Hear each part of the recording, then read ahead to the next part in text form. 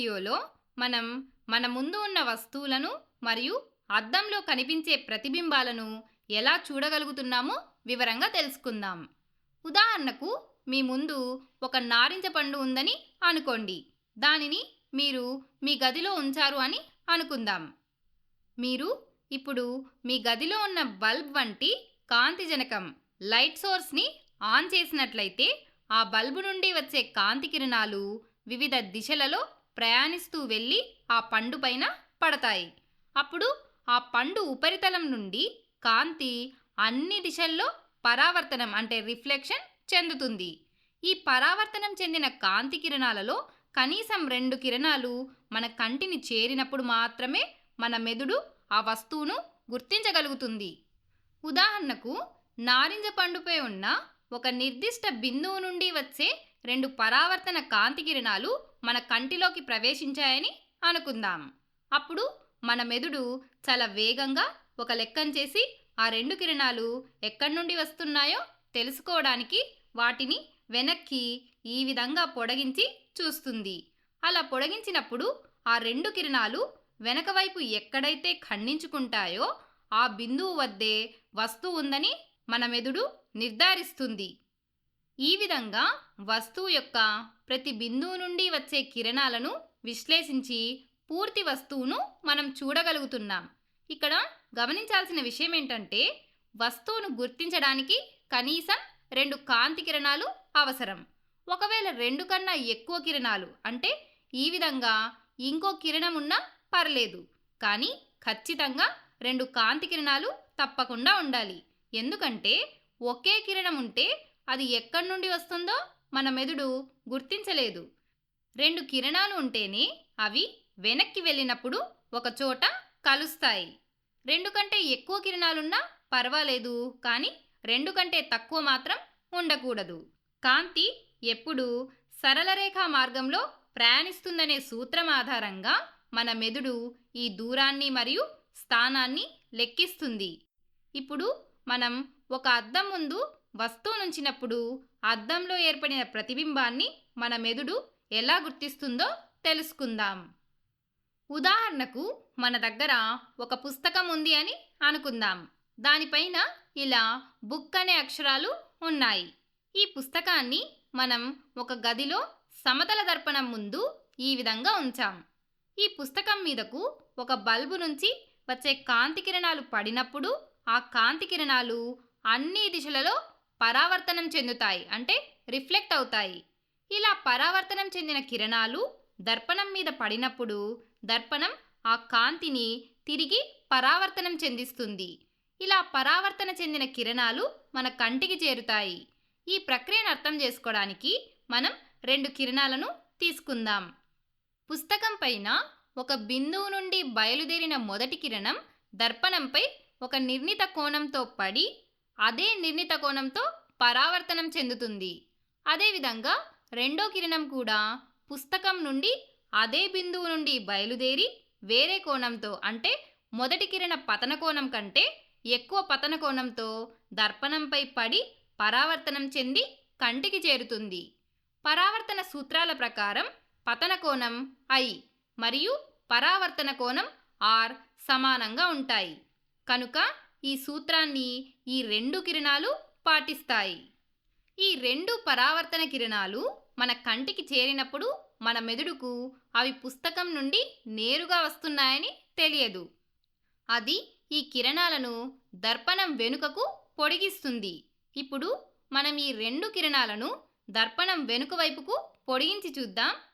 ఈ విధంగా దర్పణం వెనుకకు ఈ 2 కిరణాలు పొడిగించినప్పుడు ఆ 2 కిరణాలు దర్పణం లోపల ఒకానొక బిందువు వద్ద ఖండించుకున్నట్లు మన మెదడుకు అనిపిస్తుంది. ఇలా కిరణాలు ఎక్కడైతే ఖండించుకుంటాయో ఆ ఖండన బిందువు వద్దే పుస్తకం ఉన్నట్లు మనకు భ్రమ కలుగుతుంది. వాస్తవానికి పుస్తకం అద్దం వెనుక లేదు, కానీ కాంతి కిరణాలు అద్దం లోపల నుండి వస్తున్నట్లు మనకు అనిపిస్తుంది. దీనినే మనం ప్రతిబింబమని అంటాము. ఇలా పుస్తకం పైన ఉన్న ప్రతి బిందువు నుండి వచ్చే కాంతి కిరణాలు దర్పణం వెనుక కేంద్రీకృతం అవ్వడం వల్ల మనకు పూర్తి పుస్తకం దర్పణం లోపల కనిపిస్తుంది. అయితే ఇక్కడ ఒక ముఖ్యమైన మార్పును మనం గమనించాలి. అదేంటంటే ఇక్కడ చూడండి, మొదట మనం దర్పణం ముందు పెట్టిన పుస్తకం మీద ఉన్న BOOK బుక్ అనే అక్షరాలు దర్పణం వెనుక ఏర్పడిన పుస్తకం యొక్క ప్రతిబింబంలో కొంచెం వేరుగా ఉన్నాయి. ఇలా ఎందుకు జరుగుతుందంటే అద్దంలో కనిపించే ఈ ప్రతిబింబం ఎప్పుడూ పార్శ్వ విలోమం లాటరల్ ఇన్వర్షన్ చెంది ఉంటుంది. అంటే వస్తువు యొక్క కుడి భాగం ఎడమగా, ఎడమ భాగం కుడిగా కనిపిస్తుంది.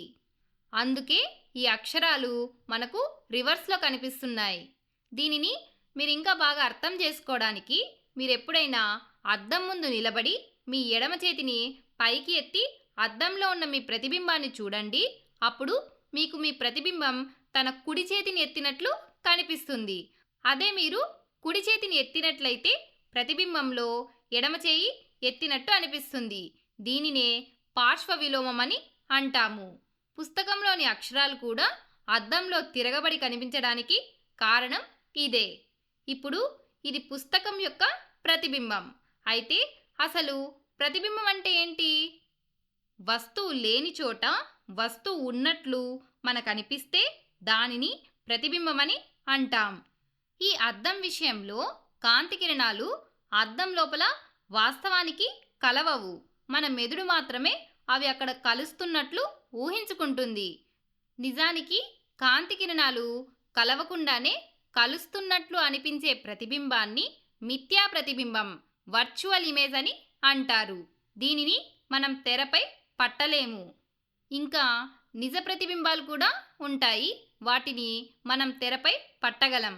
వాటి గురించి మనం తర్వాతి వీడియోల్లో వివరంగా నేర్చుకుందాం. నిజ ప్రతిబింబాలలో కాంతి కిరణాలు నిజంగానే ఒక బిందువు వద్ద కలుస్తాయి.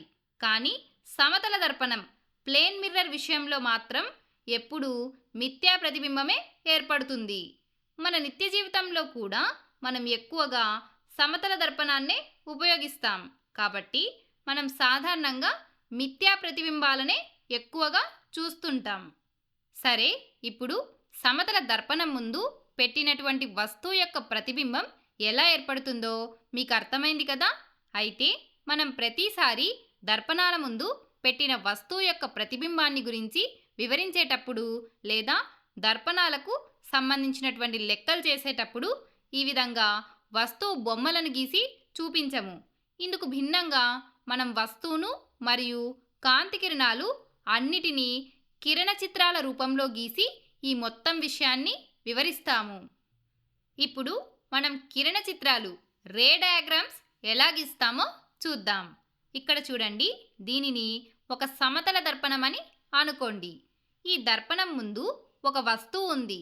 ఆ వస్తువును మనం కిరణ చిత్రాలు గీసేటప్పుడు ఒక బాణం గుర్తుతో సూచిస్తాం. దీనివల్ల దర్పణాలకు సంబంధించిన లెక్కలను మరియు అవగాహనను మనం సులభంగా అర్థం చేసుకోవచ్చు. ఇప్పుడు ఈ బాణం గుర్తుగల వస్తువు నుండి 2 కిరణాలను తీసుకుందాం. మొదటి కిరణం దర్పణానికి లంబంగా 90 డిగ్రీల కోణంతో దర్పణంపై పడి తిరిగి అదే మార్గంలో పరావర్తనం చెంది వెనక్కి వస్తుంది. అంటే ఇక్కడ పతన కోణం, యాంగిల్ ఆఫ్ ఇన్సిడెన్స్ I 0 కాబట్టి పరావర్తన కోణం, యాంగిల్ ఆఫ్ రిఫ్లెక్షన్ R కూడా 0 అవుతుంది. అదేవిధంగా మనం రెండవ కిరణాన్ని కూడా గీస్తే అది కొంత కోణంతో దర్పణంపై ఇక్కడ పడి ఈ విధంగా పరావర్తనం చెందుతుంది. అయితే ఇప్పుడు మన కన్ను ఇక్కడ ఉండి ఈ మొత్తం చిత్రాన్ని చూస్తూ ఉంటే ఈ 2 కిరణాలు కూడా మన కంటిలోకి ప్రవేశిస్తాయి. అప్పుడు మన మెదడు ఈ 2 పరావర్తన కిరణాలను దర్పణం వెనుక వైపు పొడిగించి అవి 2 ఏ బిందువు వద్ద కలుస్తాయో ఊహిస్తుంది. ఆ ఖండన బిందువే మన ప్రతిబింబం యొక్క పైభాగం అవుతుంది.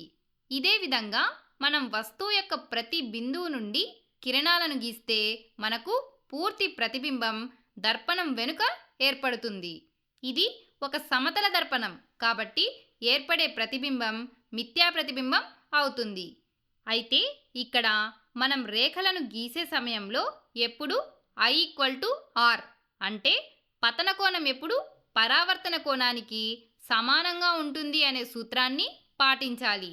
ఇలా పరావర్తన సూత్రాలను పాటించి ఈ సరళమైన రేఖాచిత్రాలను గీయడం ద్వారా మనం కాంతి ఎలా ప్రయాణిస్తుందో మరియు ప్రతిబింబాలు ఎలా ఏర్పడతాయో స్పష్టంగా అర్థం చేసుకోవచ్చు. సరే, ఈ వీడియోలో మనం ఏం నేర్చుకున్నామో సారాంశంగా చెప్పాలంటే, మనం వస్తువులను చూడాలన్నా లేదా వాటి ప్రతిబింబాలను చూడాలన్నా కాంతి పరావర్తనం చెంది మన కంటికి చేరాలి. మన మెదడు ఆ కిరణాల ఖండన బిందువును గుర్తించడం ద్వారా వస్తువు యొక్క స్థానాన్ని నిర్ణయిస్తుంది. అద్దంలో కిరణాలు వాస్తవంగా కలవవు, కాబట్టి అది మిథ్యా ప్రతిబింబం అవుతుంది. అలాగే అది పార్శ్వ విలోమం చెందుతుంది. ఈ విషయాలన్నింటినీ మనం గుర్తుపెట్టుకుంటే తర్వాతి వీడియోల్లో వచ్చే గోళాకార దర్పణాలు అంటే స్పెరికల్ మిర్రర్స్ గురించి అర్థం చేసుకోవడానికి మనకు చాలా ఉపయోగపడుతుంది.